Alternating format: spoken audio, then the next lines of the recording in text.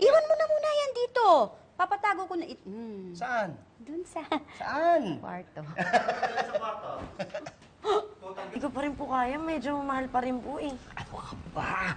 Kaya namang pwedeng 3 gifts eh. Ano?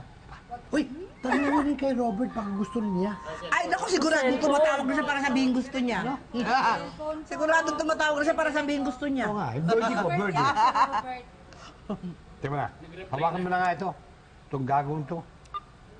Bago lang yan ah. Ba't nandito na? Ay, ma'am, pinakit na po ni Sir sa taita.